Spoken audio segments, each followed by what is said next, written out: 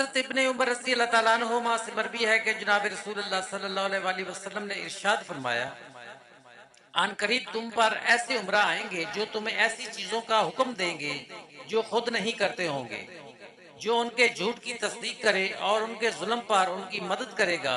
اس کا مجھ سے کوئی تعلق نہیں ہے اور میرا اس سے کوئی تعلق نہیں ہے، اور وہ حوض کوثر پر میرے پاس نہ آ سکے گا۔ حضرت ابن عمر رضی اللہ تعالیٰ عنہما سے مروی ہے کہ جناب رسول اللہ صلی اللہ علیہ وسلم نے ارشاد فرمایا، جو شخص اللہ کے نام پر سوال کرے اسے عطا کرو،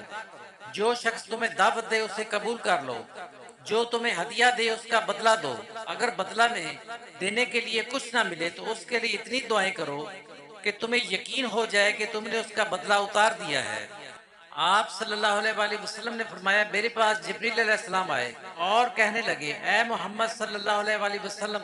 جب تک چاہو زندہ رہو، بالآخر آپ نے مرنا ہے، جسے چاہیں پسند کر لیں، بالآخر اس سے جدا ہونا ہے، جو چاہو عمل کرو کیونکہ تمہیں اس کا بدلہ دیا جانا ہے۔ جان لیجئے کہ مومن کا شرف اس کا رات کا قیام ہے اور اس کی عزت لوگوں سے مستغنی ہونے میں ہے۔ حضرت ابو ہریرہ رضی اللہ تعالیٰ عنہ بیان کرتے ہیں کہ رسول اللہ صلی اللہ علیہ وسلم نے فرمایا، اس ذات کی قسم جس کے ہاتھ میں میری جان ہے، اگر مجھے اس کا خیال نہ ہوتا کہ بہت سے ایسے مومن جنہیں مجھ سے پیچھے رہ جانا پسند نہیں اور میرے پاس ان کے لیے سواریوں کا انتظام بھی نہیں، تو میں اللہ کی راہ میں جہاد کرنے والے کسی لشکر سے پیچھے نہ رہتا۔ اس ذات کی قسم جس کے ہاتھ میں میری جان ہے، میں پسند کرتا ہوں کہ میں اللہ کی راہ میں شہید کر دیا جاؤں، پھر زندہ کر دیا جاؤں، پھر شہید کر دیا جاؤں، پھر زندہ کر دیا جاؤں، پھر شہید کر دیا جاؤں۔ حضرت ابن عمر رضی اللہ تعالیٰ عنہ سے مروی ہے کہ حضرت عمر فاروق رضی اللہ تعالیٰ عنہ کا جنازہ ممبر اور روضہ مبارک کے درمیان لا کر رکھ دیا گیا۔ اسی اثناء میں حضرت علی رضی اللہ تعالیٰ عنہ تشریف لے آئے اور صفوں کے سامنے کھڑے ہو کر کہنے لگے، یہ وہی ہے۔ یہ جملہ انہوں نے 3 مرتبہ کہا، پھر فرمایا، اللہ کی رحمتوں کا نزول ہو آپ پر۔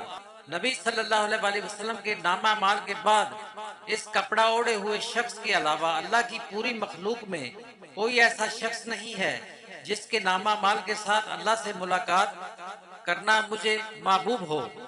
حضرت ابو ہریرہ رضی اللہ تعالیٰ عنہ سے روایت ہے کہ رسول اللہ صلی اللہ علیہ وسلم نے فرمایا، اگر یہ بات نہ ہوتی کہ میری امت پر مشقت ہوگی